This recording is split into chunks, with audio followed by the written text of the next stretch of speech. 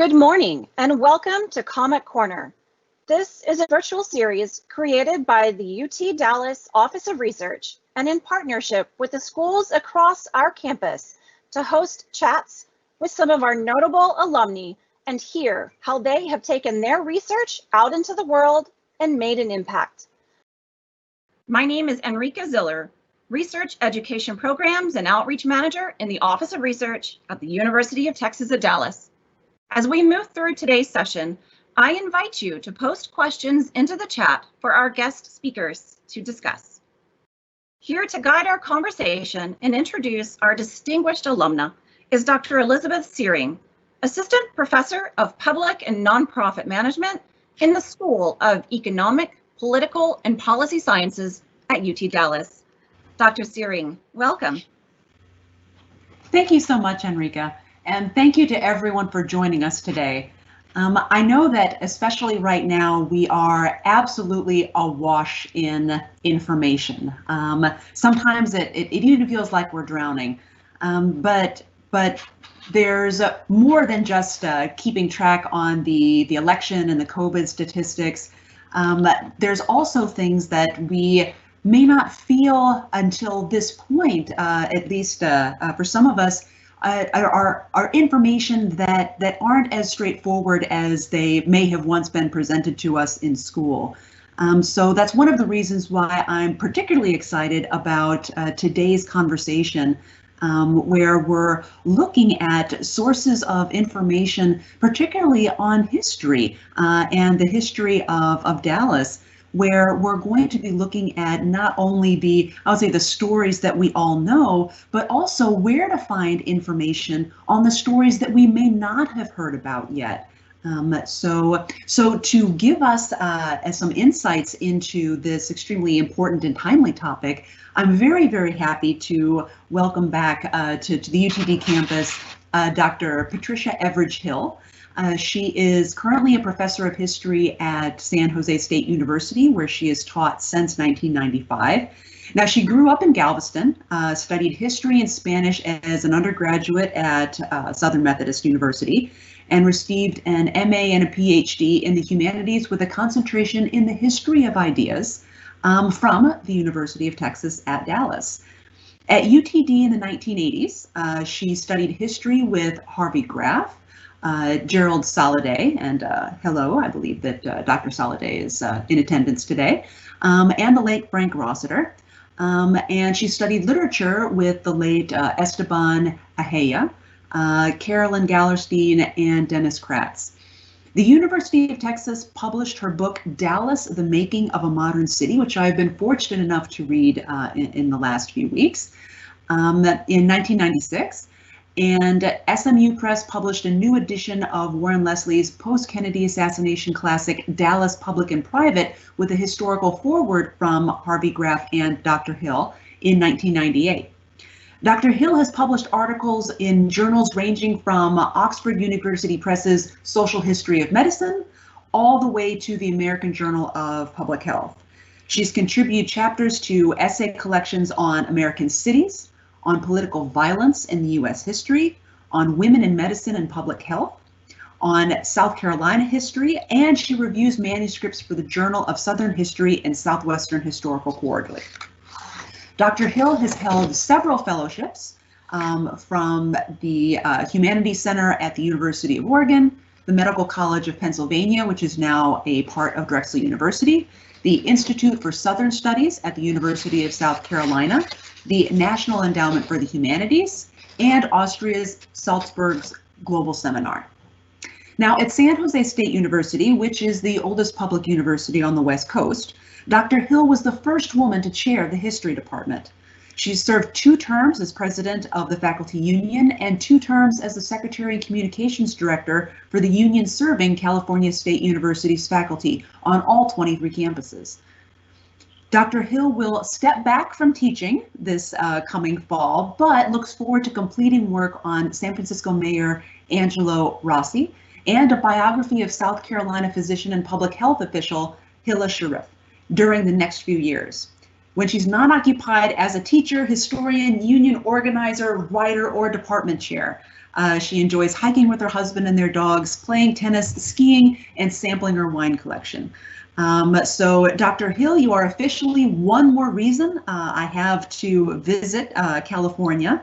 And we are very excited to welcome you back to the University of Texas at Dallas. Thank you so much, and we're looking forward to your discussion. Thank you. I hope everybody can hear me well and see me well enough.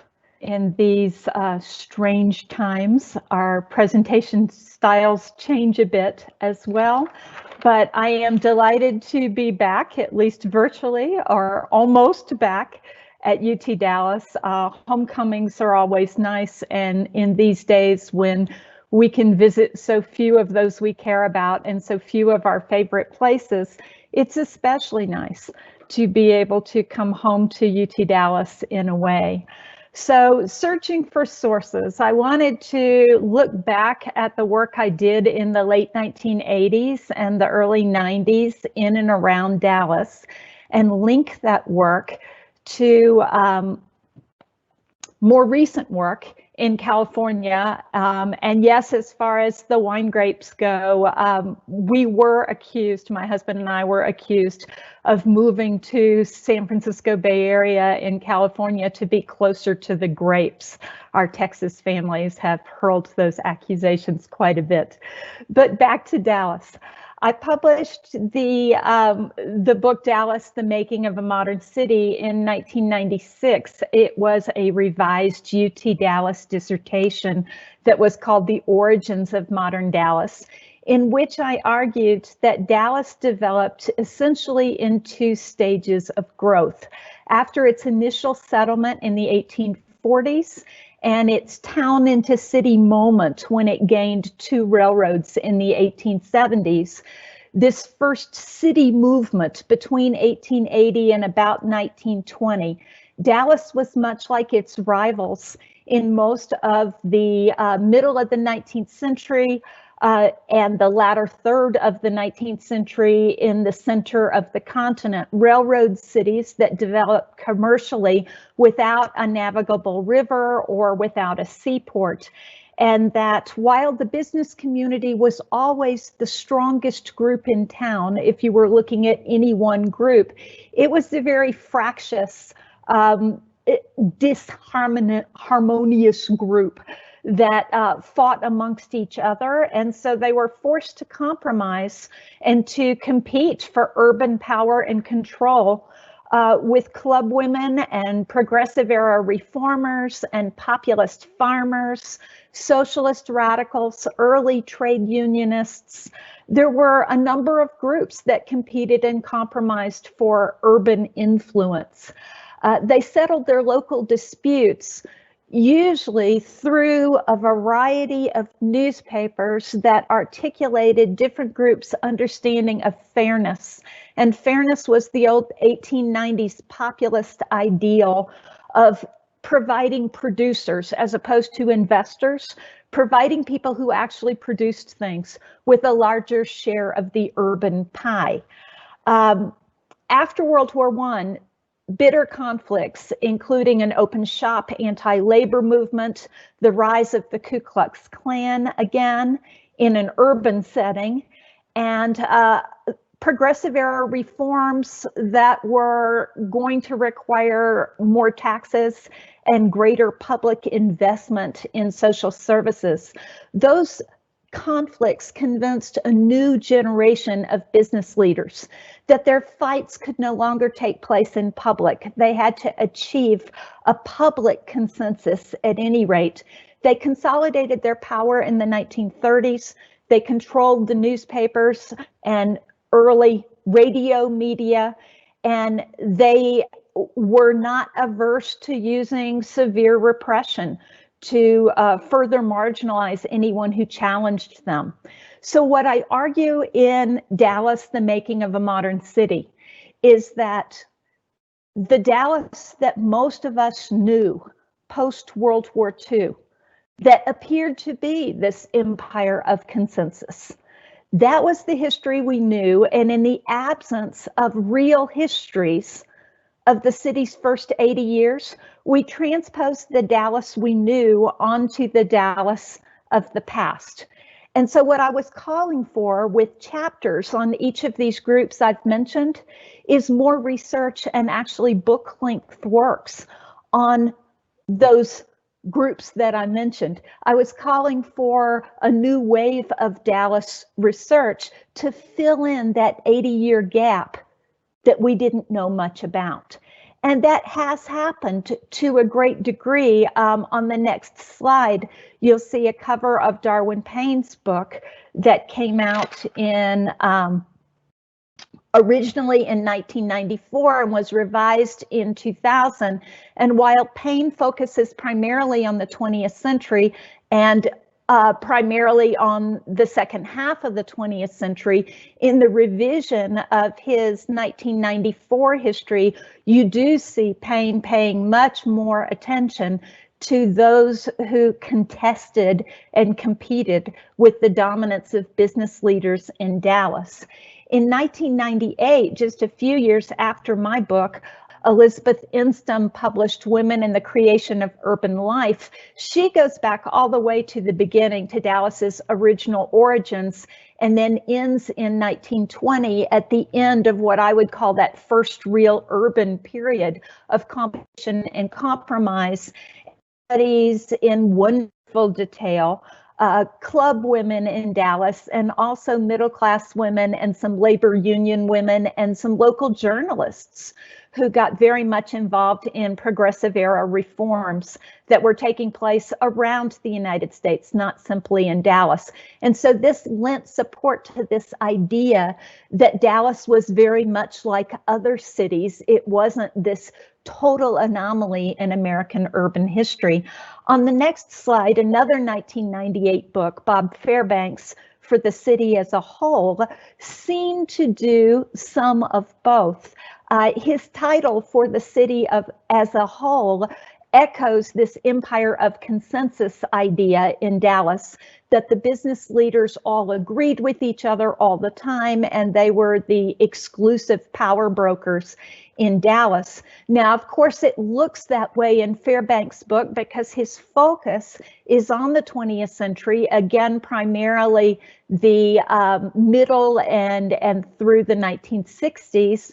The middle of the century through the 1960s, but also because he's focusing on planning and politics. And in a day and age when the Dallas City Council and other elected leaders were elected at large, the business community was the only group in town that had money to run citywide campaigns and dominated electoral politics. That didn't mean other groups weren't out there, and this competition and compromise was still not taking place, but it certainly gave the business community the edge in electoral politics.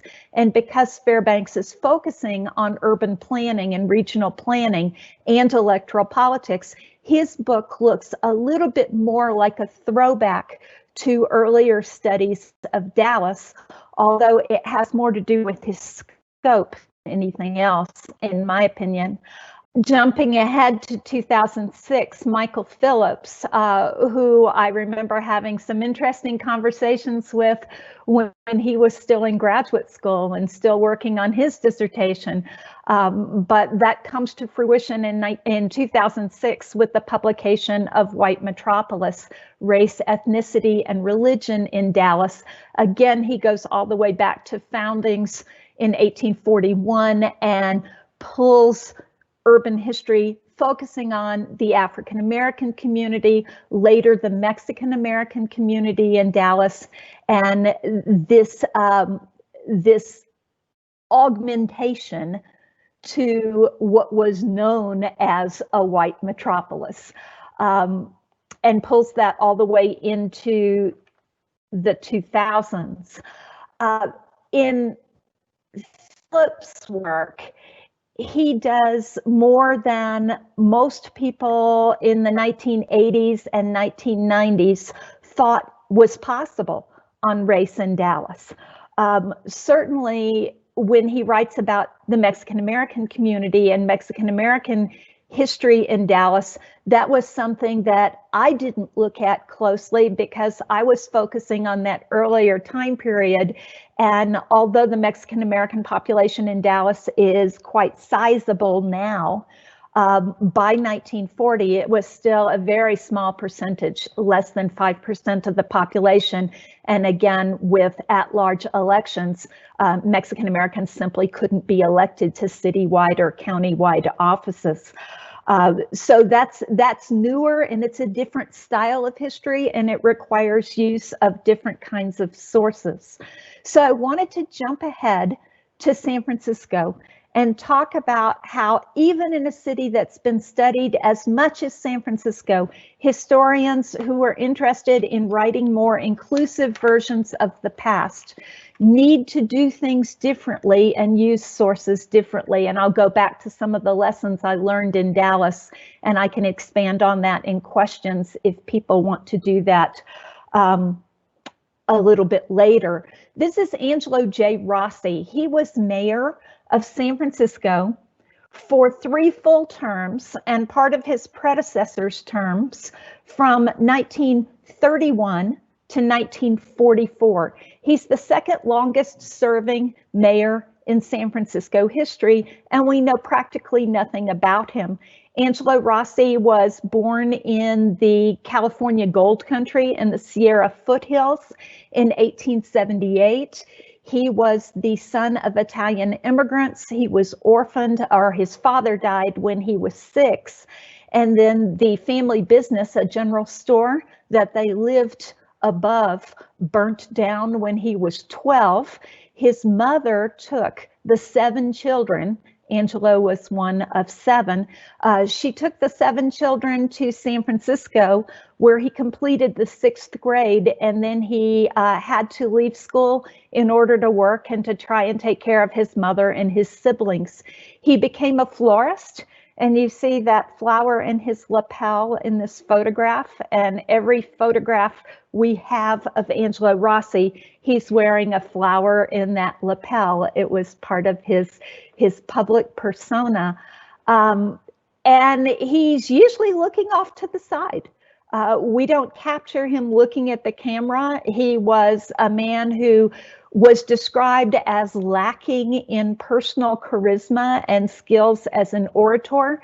He was very concerned about his ability or his inability to read and write standard English.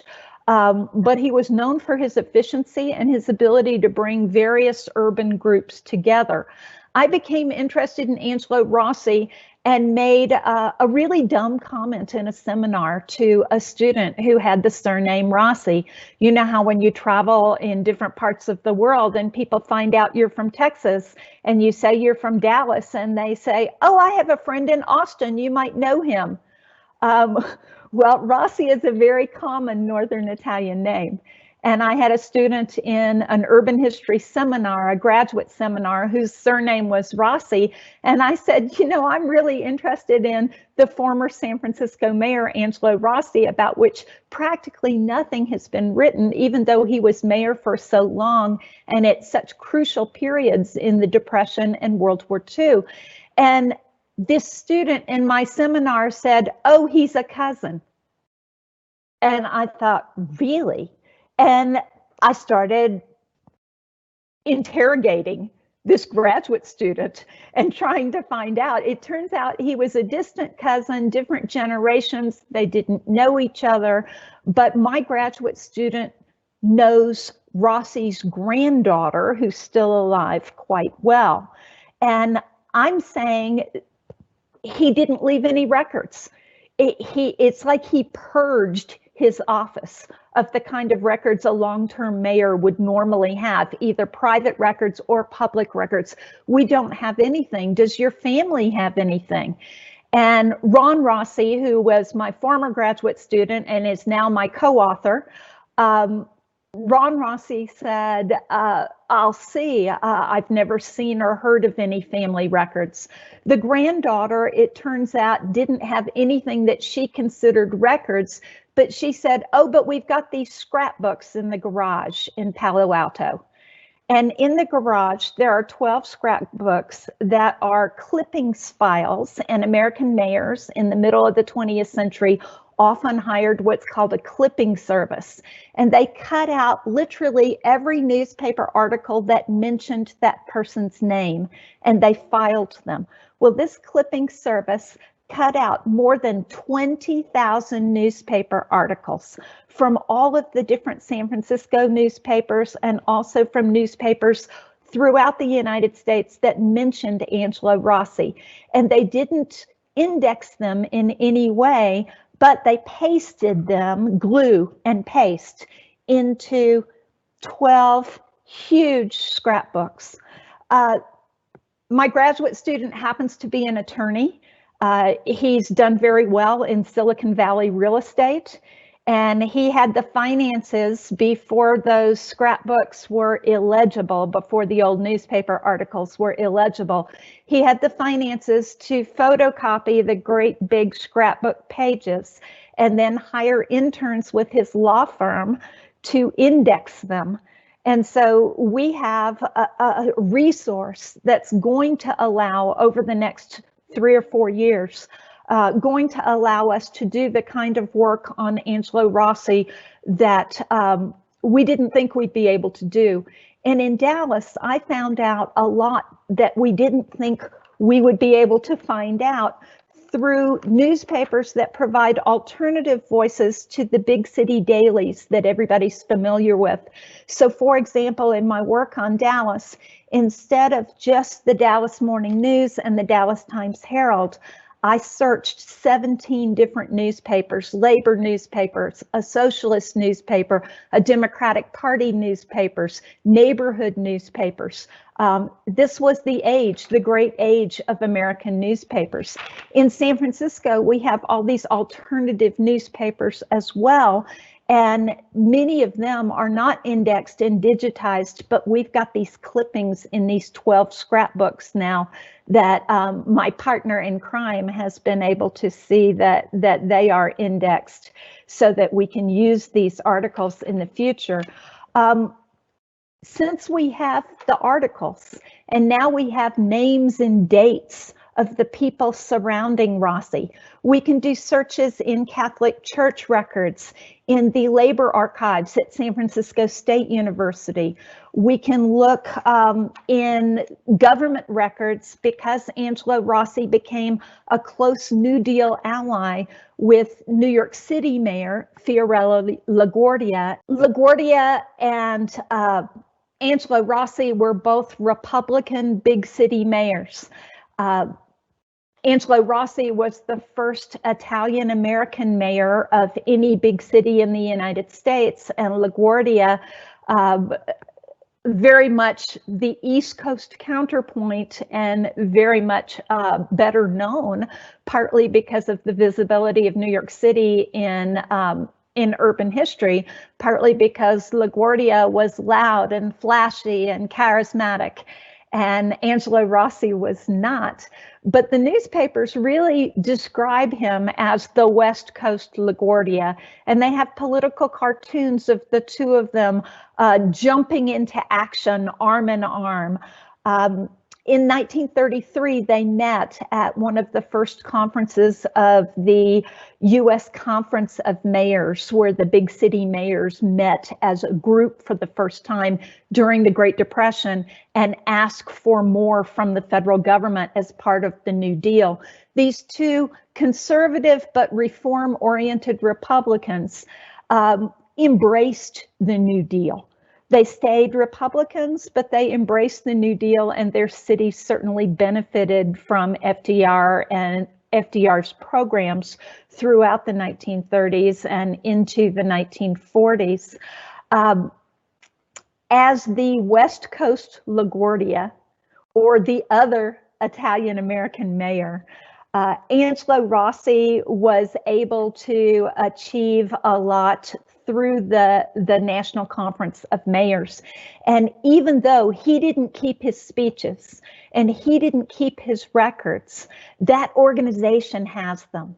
And so again, learning in Dallas, even though I didn't have labor union records, when Ford authorized repression of union organizers and union workers in Dallas.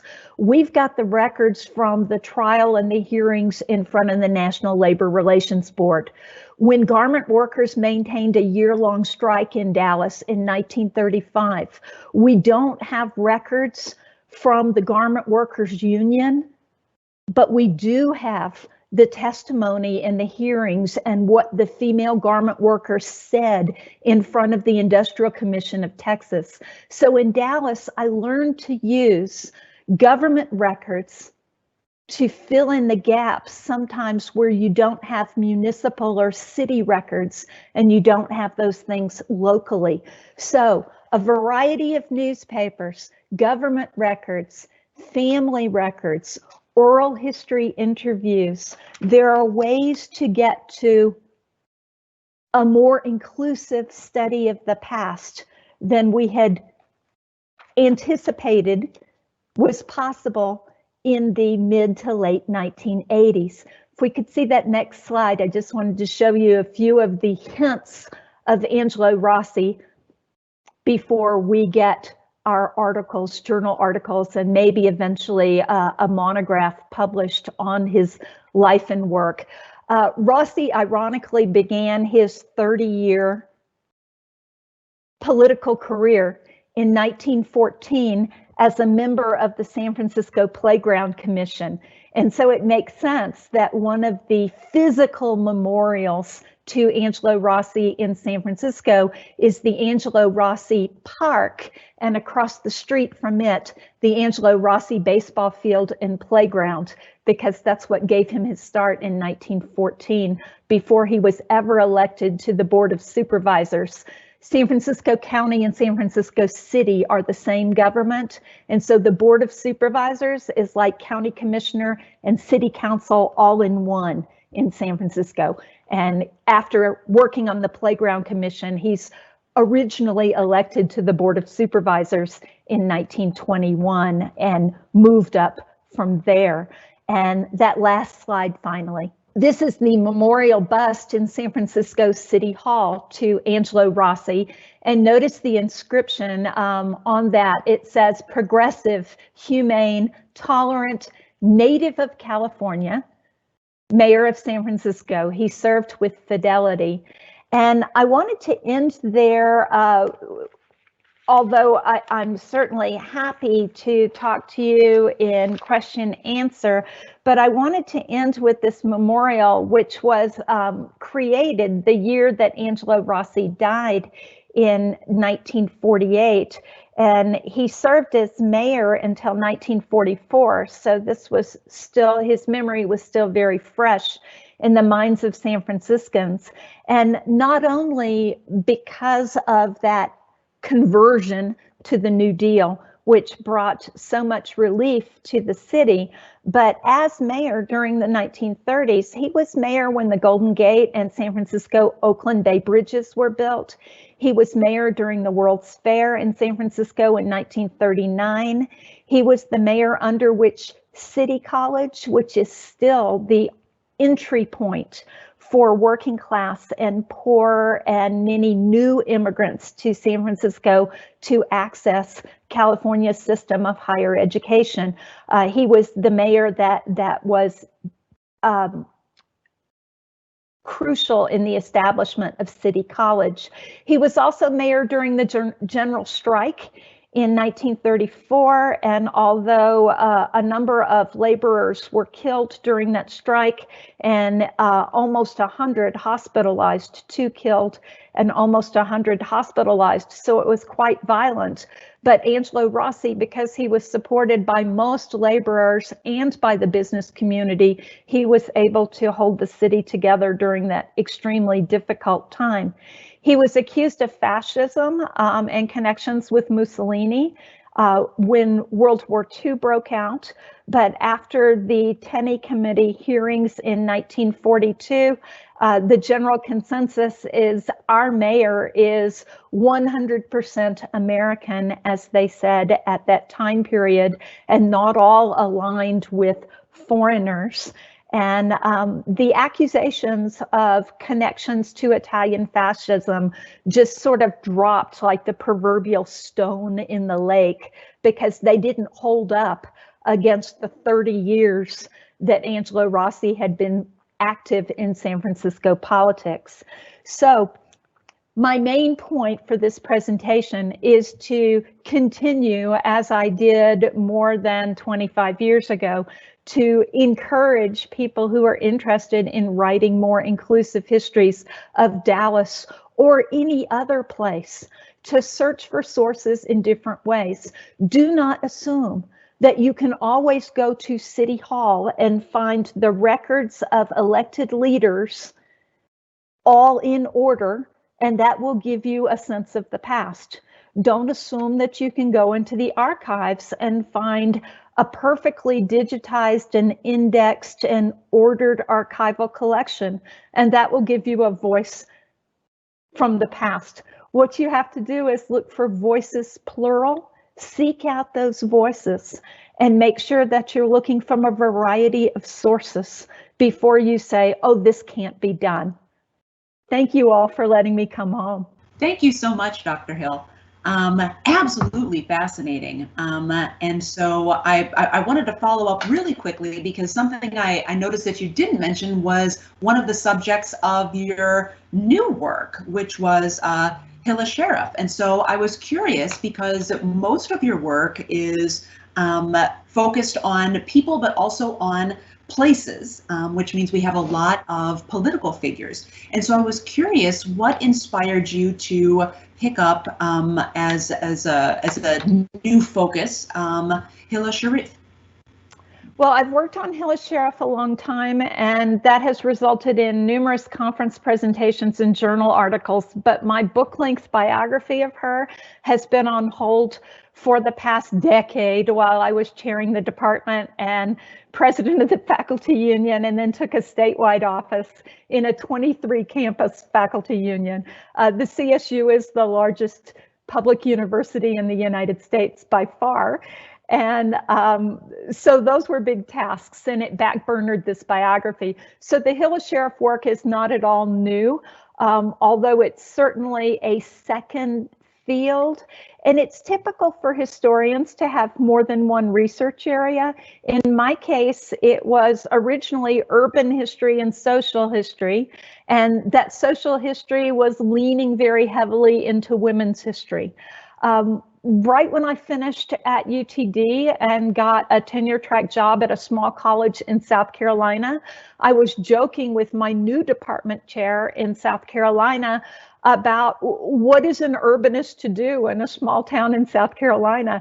As soon as the Dallas book comes out, what do I do here? And he started passing me newsletters from the University of South Carolina's Caroliniana Library, the big archival collection there.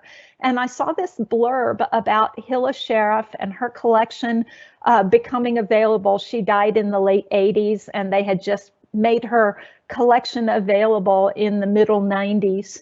And I'm looking for, or the early 90s, and I'm looking for another project that's not urban. So I'm thinking something Southern, something women.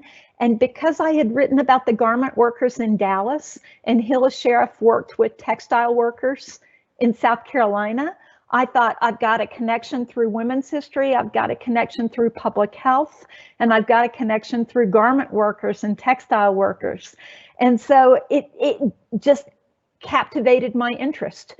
And I picked up the phone and I called Harvey Graff back at UTD and said, Harvey, what do I do now? Because that's what I said all the time. It seemed like in those days I was always asking my graduate school mentor, who became my dear friend, what was next? And Harvey said, I can't help you with medical history. You need to get on the conference program at the American Association for the History of Medicine as quickly as you can. Start going to their conferences and read everything. And that's what I've been doing since. So the two, to me, one is, throughout my career, and the publications reflect that as well as the conference presentations, there's an urban history thread, and there's a women's history, women in medicine, women in public health thread.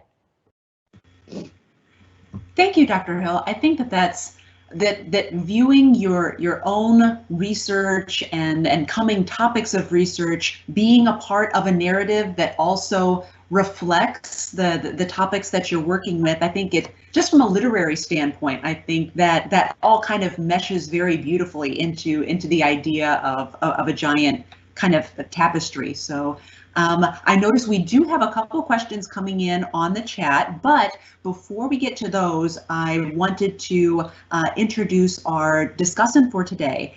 Dr. Nils Romer is the interim Dean of the School of the Arts and the Humanities and Director of the Ackerman Center for Holocaust Studies and the Stan and Barbara Rabin Professor at the University of Texas at Dallas.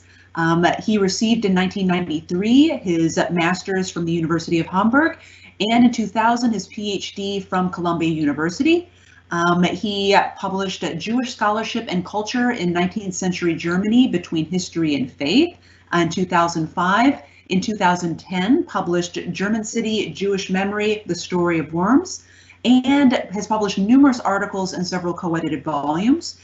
His special fields of interest are the Holocaust, German and Jewish cultural and intellectual history. And thank you so much, Dr. Romer, for being here to kind of add to our expanding exploration of the untold stories of history. And so thank you so much for joining us and sharing your perspective. Thank you so much for the kind introduction. I always feel compelled to emphasize in the title Worms, this is actually a place name. It's not the little animals. So not that anyone gets a wrong idea about what I was working on. You know, there's something really striking about your presentation and about this emphasis to kind of go back and pluralize our account of the past. And it just struck me that if at any point, if more polarized and more contested urban history makes probably more sense to us today than it ever has been. I mean, we are probably as a society now at a fairly polarized moment ourselves, and therefore looking back now and seeing maybe the past as having been less homogeneous as maybe having assumed might make a lot more sense.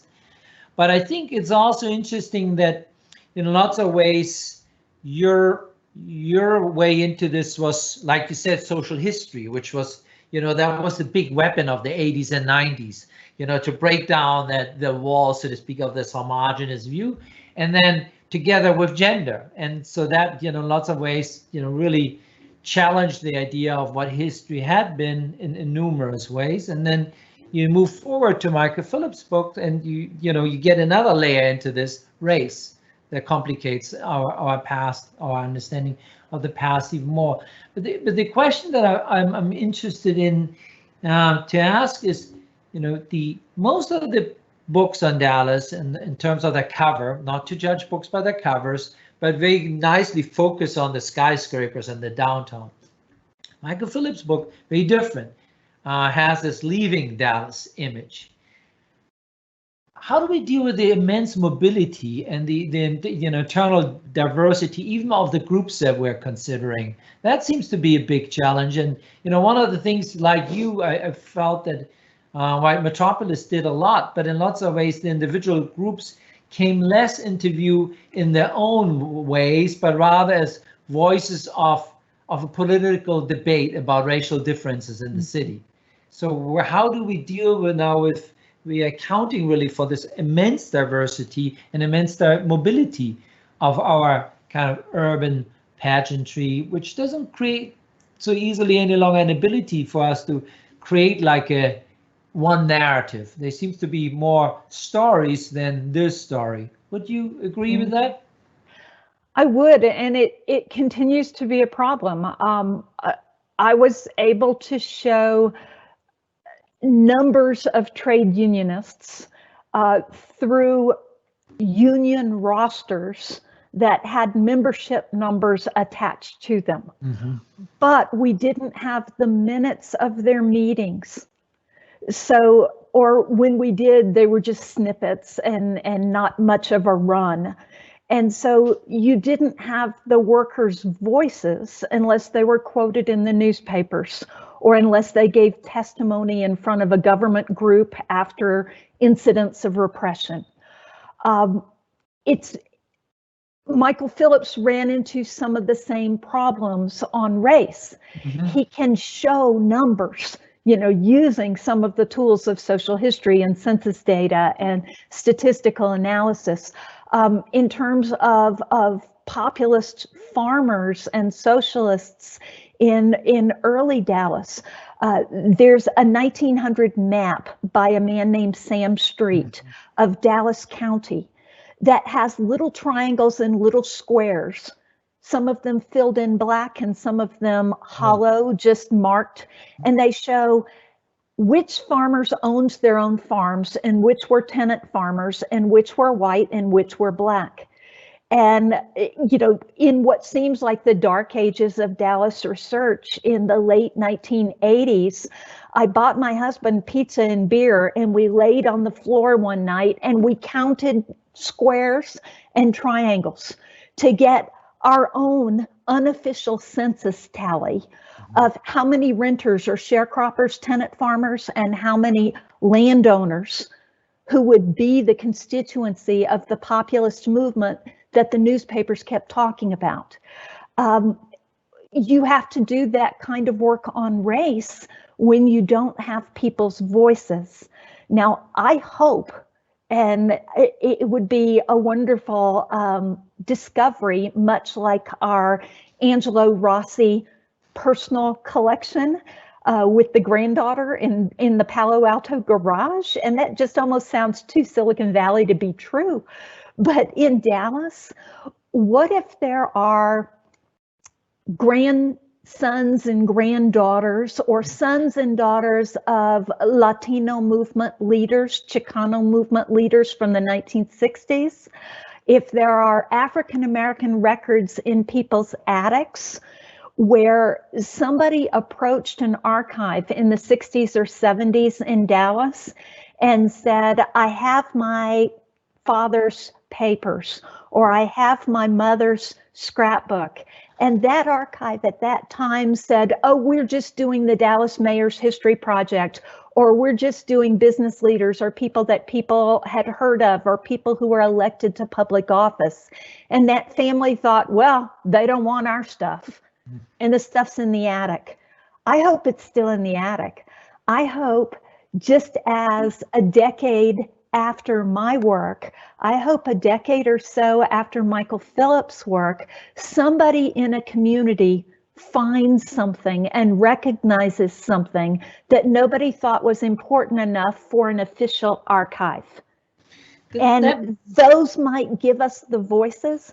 Right now, we can count people and show that they were there, right? And we can quote them in the newspapers. But like you said, we don't have their voices for the most part.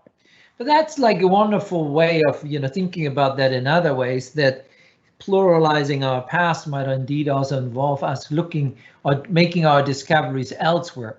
If I look at your early book, you're dealing with, archival accounts, institutional, records, censuses, hard sources.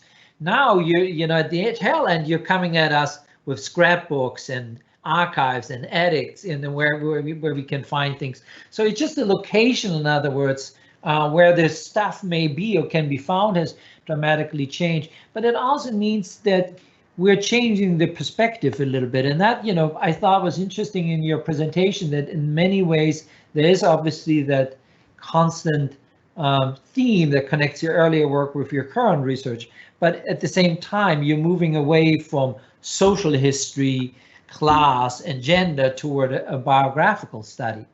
And so I think that's in lots of ways a really interesting change while sticking to the same kind of topics of sorts. But it might just mean also what is, and that's in our field challenging, that we have to accept different types of sources and have to train ourselves in reading other sources, scrapbooks, oral testimonies, and whatever else comes our way. So thank you. Yes, that's what UTD did. That's part of the amazing aspect of an interdisciplinary background from the College of Arts and Humanities at UTD. historians typically prepare 4 fields for qualifying exams as doctoral students. UTD wouldn't let us do 4 history fields. In those days, it said you can do 2 fields in your major area, and then you have to do 2 fields outside your major area. So I did 2 literature fields. I worked with Esteban Nahea and Carolyn Gallerstein in reading about cities in Europe and reading about cities in Latin America.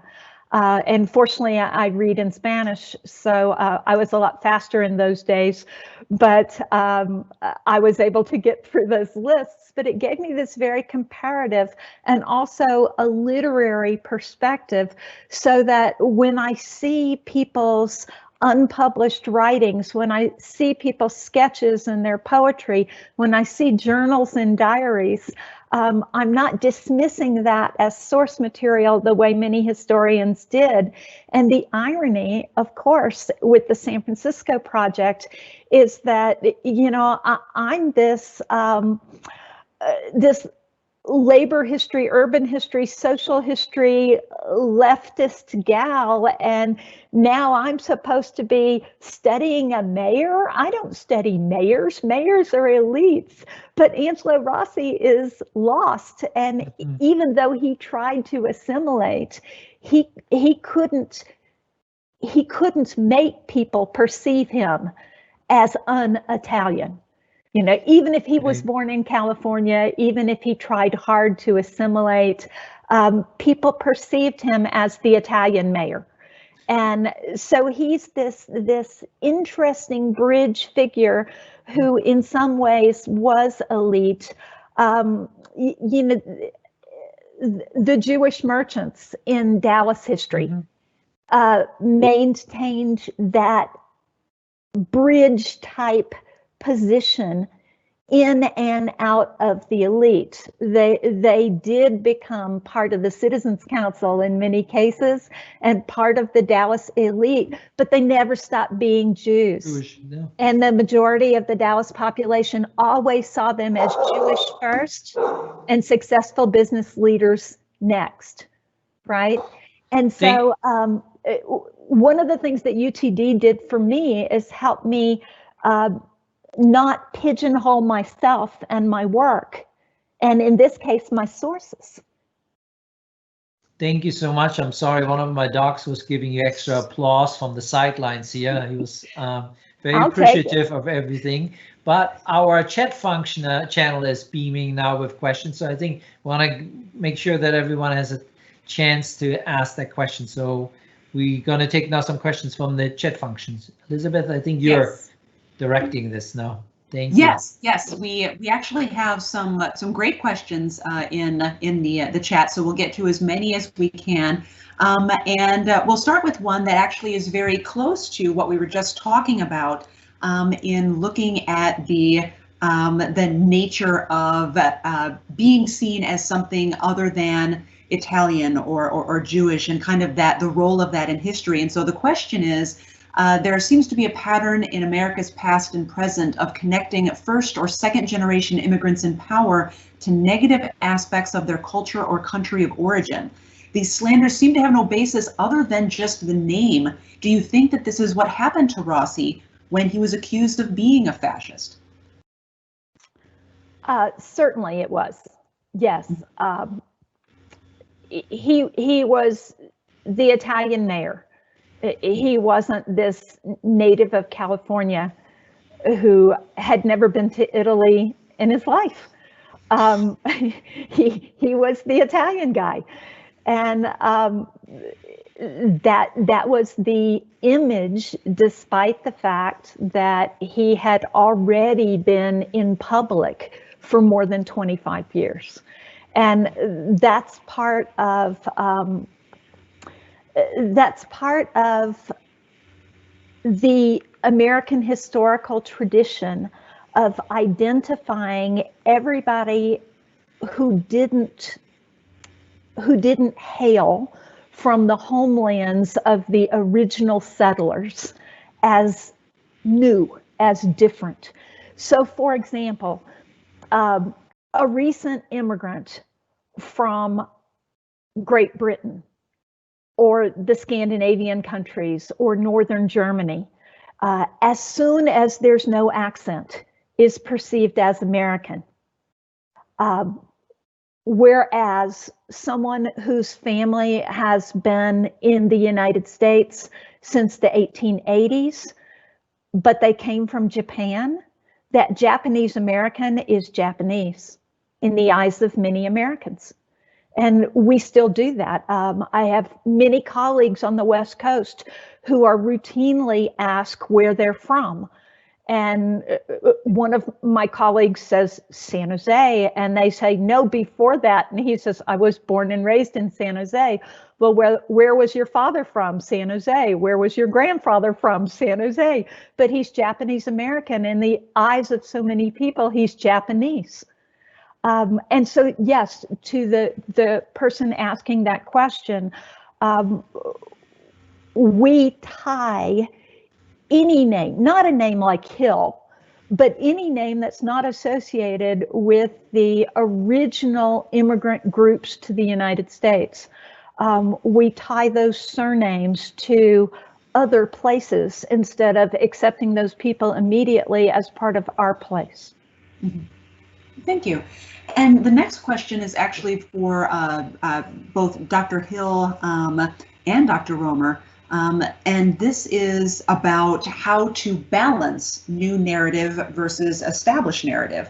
The asker asks, how do you balance the relationship between writing a more inclusive history and the finite space available in a textbook or syllabus?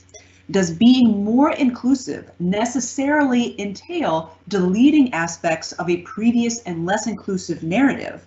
Or is it possible for history to keep expanding indefinitely as it becomes more and more inclusive? Maybe, that's an easy one. That's the kind of question you want to have, like if you have another couple of hours to give. Let me just grab one of those in the middle. I think theoretically, history will constantly, evolve and change. And so thereby our narratives will also always change. I think the big challenge in this is, the question of inclusion or exclusion and how we kind of conceive of these histories. And what I mean by that is it's a question, and this is a challenge that I think we still are facing. We can kind of layer our narratives with more and more diversity. But the question is, at what point does the layering affect actually our narrative? In other words, at what point does the history of Dallas start to change and become a different history, and it's not Dallas end? And I think so that's the interesting question, which we had with gender studies. At which point is it not just simply adding on the voices of women to a pre-existing narrative that remains unchanged, but at what point does that narrative change? And that, is an interesting tipping point, respectively, with each one work that is trying to revise what has preceded it, that in many ways we are, I think, very clearly always advising our students that the point cannot just simply be to add on a forgotten chapter, but ideally that ought to again change how we look at the pre-existing bigger narrative. That would be my short answer to that question. That's right. Well, an even shorter piggyback, and at the risk of sounding trite about this, a breakthrough intellectually as well as emotionally and psychologically was when I realized that white in the American context is not neutral. It's a racial perspective that has an ethnic perspective added to it. Female is not an add-on to male because male is not neutral, right? So male and white are not neutral. And as soon as we see that the traditional narrative is not this neutral narrative that somehow these other narratives are trying to compete with, but the traditional narrative is from a white and a male perspective. It's one narrative among many, right? So when we give it primacy, it looks like all these others are clamoring for attention, and you have to dilute the original story. But if you realize that your original story was never neutral, your original story came from a particular perspective, then telling a story from multiple perspectives doesn't mean dilution. It means multiple perspectives, right? And again, you know, philosophically, we can develop that indefinitely, but right now, that's all I can do. No, and I think that's very, very valuable. And so we have time for one, maybe two more questions. So this next one is actually kind of very related to what we just asked, just from a different perspective. And that is that the asker comments on the nature of the elite status of some of the people that you have chronicled so far. And they're interested in how ordinary people, so how individuals that are regarding, you know, whatever color, whatever gender, how do you amplify those narratives and have them determine the collective history of cities? How, so I guess kind of stepping away from the historian role and stepping into the, if we want our narrative, or if we want someone's narrative to be a part of a city's historical narrative, how do we amplify those to make sure that they're heard? Well, I think those voices have to be recorded, and they're best recorded by the people who are making that history, right? And those who chronicle and save their records. When we have voices to add to the numbers, right? And throughout so much of the past, we've got those voices filtered through middle-class journalists or government workers through the census data, you know, through the manuscript censuses, or through the legal procedures of the courts. But as soon as we can start getting people's voices more directly, so that we can add to the numbers individual important voices about which we have records, but with an understanding that those voices represent so many more about whom we don't have records. Thank you. If I can just maybe jump into this, you know, that's, you know, one of the interesting questions. So while the social history became like so important and became such a powerful weapon, alongside with it came the other version, the microhistory, which was the Italian one, which was much more focused on the individual, much more narrowly construed source bases and perspectives. But to this day, we're trying to we're struggling with this micro and macro. There's in lots of ways a metaphor which suggests that we kind of can collapse it and, you know, and unpack it again. But it's very different source bases, very different perspectives. And I think nowadays we're trying to bring those as much as we can together in these kind of multiple perspectives also that may have existed at a given point. So a really fascinating question. And it's the next step. Yeah. In the profession, as historians, it's the next step we need to take collectively. Yeah. Well, as a nonprofit management professional, I think that I and people in my field are very accustomed to the idea that there are many voices making up the current narrative, and I'd like to thank both of you for opening my eyes and potentially the eyes of many in our audience to the idea that those multiple narratives and multiple voices also comprise history as well. So that we need to also, in constructing where we've been, keep our ears out and help amplify the voices from the past. So thank you so much. Thank you. Thank you. And thank you for sharing your time, talent, and resources with us today, Drs. Hill, Searing, and Romer. And thanks to everyone in the audience for attending. Thanks again and for joining us, and have a great afternoon, everyone.